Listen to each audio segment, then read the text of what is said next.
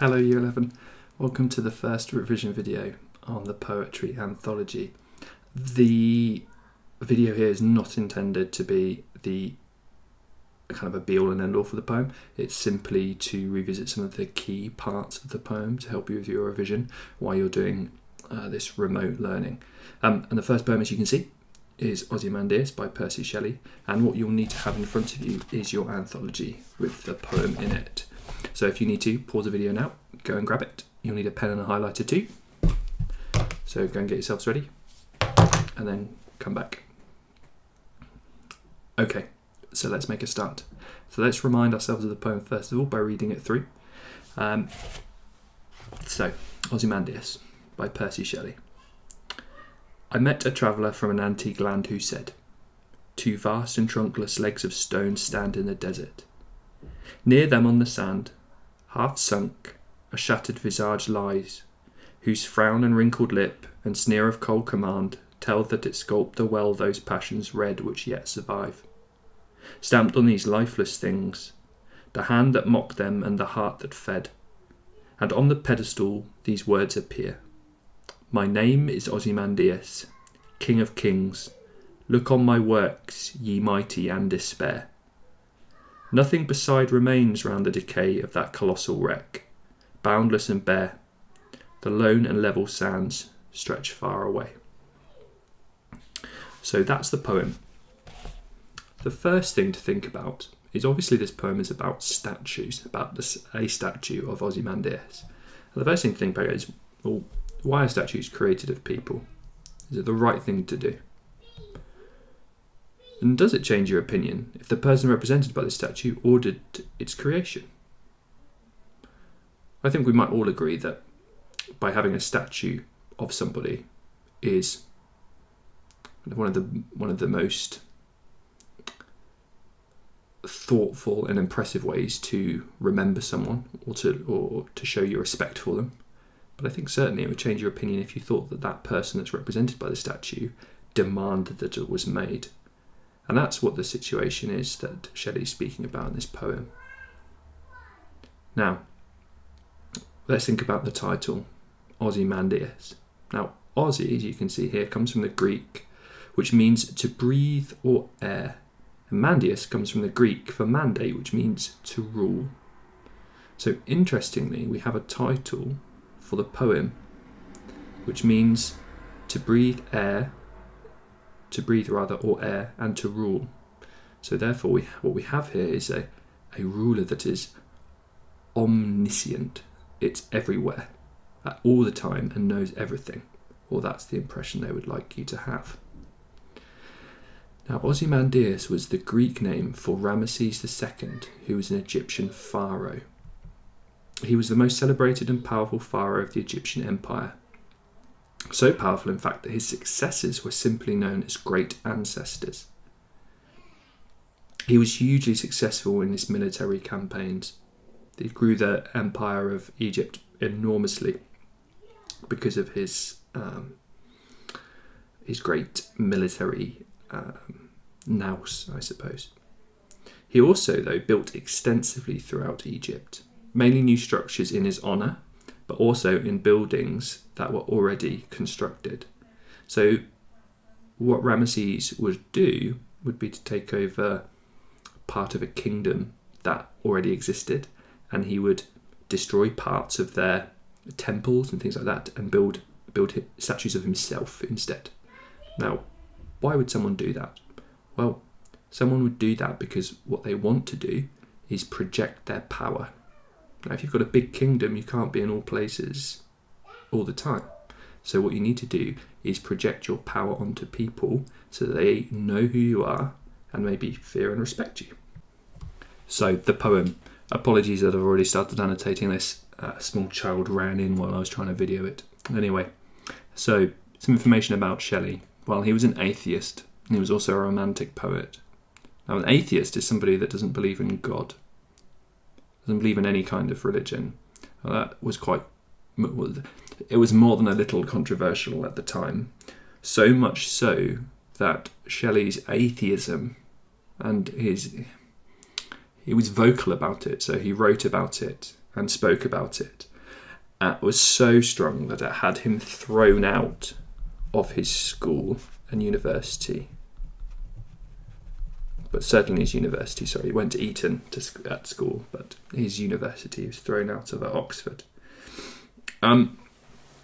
Also, unfortunately for Shelley, he drowned on a yacht in the Mediterranean at the age of 29. Now, this poem was actually written as a competition with his good friend, the poet, although it wasn't strictly a poet in the same sense as Shelley was, or as prolific, I suppose, but with his friend Horace Smith. Now, they both wrote poems entitled Ozymandias, and I think I shared the other poem by Horace Smith in class, so it may well be in your folders, but we see Shelley here being critical of the king at the time, who was King George III. Now, we get an understanding, don't we, fairly quickly that Shelley was a bit risky. So he was an atheist, which was risky for the time to admit you were openly, and he was also critical of King George III for a number of different reasons, but primarily because of his thirst for power and vanity and things of that nature. But this meant, of course, that Shelley had to, although he was vocal about his atheism, he couldn't be as vocal about his criticism of King George III for obvious reasons, such as treason, having a head chopped off and things like that. So when he writes this poem, he tries to distance himself, and see how he does that in the first line. He says, "I met a traveller from an antique land who said." So he distances himself. He talks about himself, or at least the voice of the poem, I, and this personal pronoun kind of gives this distance. So it's not him giving the criticism. The person giving the criticism, it appears to be here anyway, is a traveller who said. So it's not him. He's saying, it's not me that's saying these things. I actually met someone, a traveller, who'd been to an antique land, and an antique land is some place that's very old, but maybe of value. You have things like antique shops, don't you? But it's not him who's saying this eventual criticism. It's not him. It's a traveller that he met. So therefore, he's saying, you can't tell me off for having these opinions. They're not my own. They're of somebody else's. And he says that this traveller told him that two vast and trunkless legs of stone stand in the desert. Now, if something's vast, it means it's enormous. And if it's trunkless, it means it's got no middle. So it's just legs. There's nothing else that stand in the desert here. It's interesting that he uses the word desert, because we can come back to that in a moment. Near them on the sand, half sunk, a shattered visage lies. Now, we have some interesting language here. So, near them on the sand, half sunk, so it's half buried within the sand, a shattered visage lies. Now, a visage is a face or mask. Now that's interesting, because we spoke earlier about Ozymandias and Ramesses, didn't we? And the fact that he would go around and take over new kingdoms and destroy parts of their temples or their own statues and have his own face built on them to project his power. But here we see this traveller only saw some legs in the sand. Now, legs aren't very... It's not easy to identify someone from their legs, but it is easy to identify someone from their face. But this face, the face of this statue, is half sunk. It's shattered, so it's in pieces. So it's lost lots of its power there. Whose frown and wrinkled lip and sneer of cold command tell well those passions red which yet survive.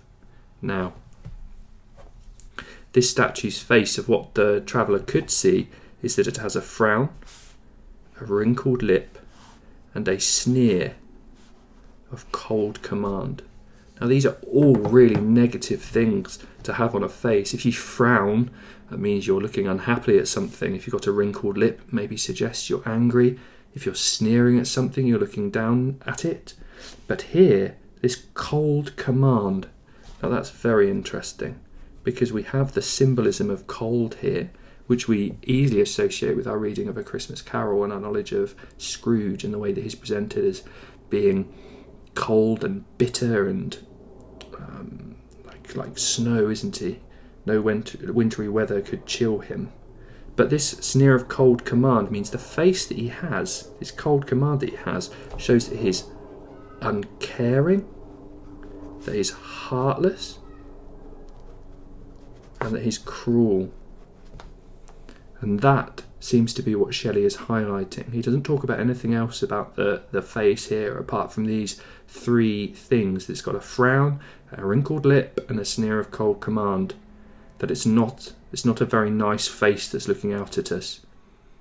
And if we take what Ozymandias, what Ramesses was trying to do, was trying to make people realise that he's really powerful and to be fearful of him, then we can see how his statue might really actually try to project that. And it says here, tell that its sculptor well those passions red which yet survive. So we've got the introduction of another person here, another character. We've got the eye of the speaker, we've got the traveller, we've got the statue of Ozymandias, and now we have this sculptor who knew these passions well which yet survive, stamped on these lifeless things. So this sculptor knew well what this person was like, of who he's making this statue. And it says the hand, now this is the sculptor's hand, that mocked them. Now, there's some double meaning here. In one sense, to mock something up, in art anyway, is to kind of make a model or example of something. So you might mock up a practice version of something, right? Like lots of these videos I've made model examples because most of them have been embarrassingly bad, but make an example.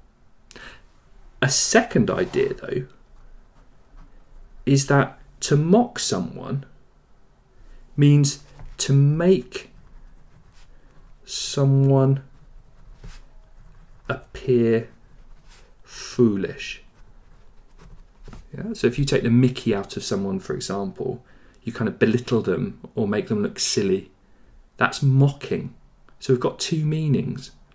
Is the poet meaning, or this traveller meaning, that the sculptor mocked, as in created this?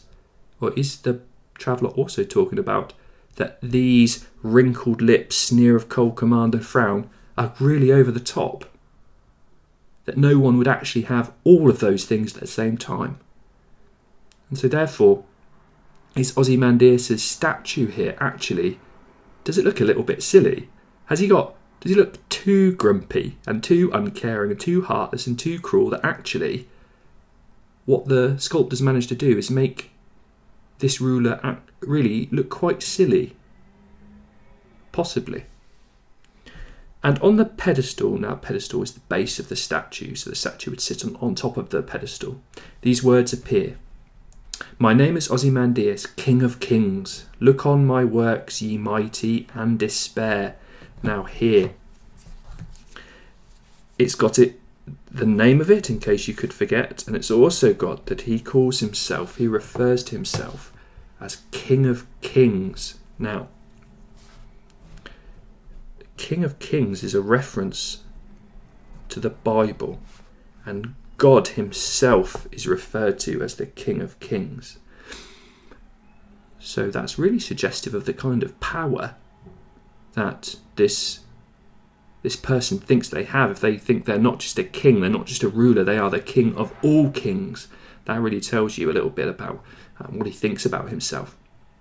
He also says, look on my works. Look on my works. So he's not talking about his art collection. He's talking about the kingdoms that he has, the statues that he's built, the empire that he has. He says, look at all of this, you mighty people, you people who think you have power, and despair. Despair. Give up hope. This is hopeless for you. You have no chance of beating me and defeating me. Okay, and into the final few lines. Nothing beside remains. So nothing around this statue is left. He says, round the decay of that colossal wreck. Now, if something decays, it means it's falling apart. It's rotting of that colossal wreck. And this is really where he draws the contrast between what was there and what is there now.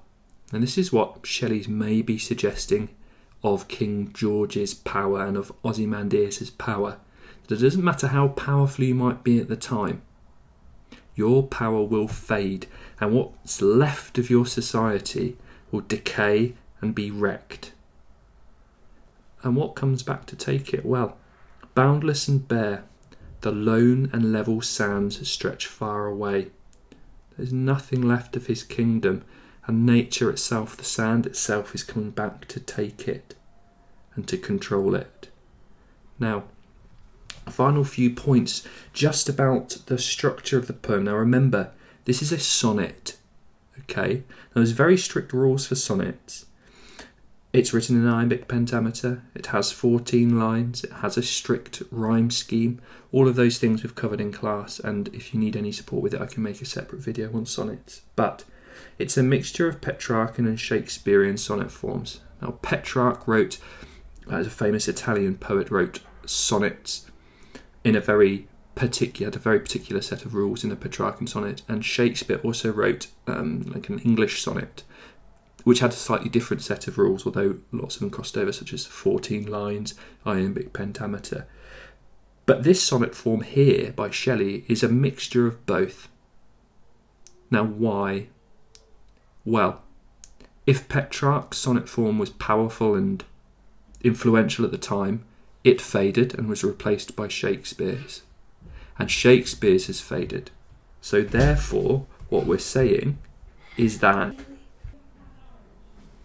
So, by merging them together, what we see is this: even when Petrarch's sonnet form was so influential and powerful, and when Shakespeare's replaced it, even that disappeared and faded.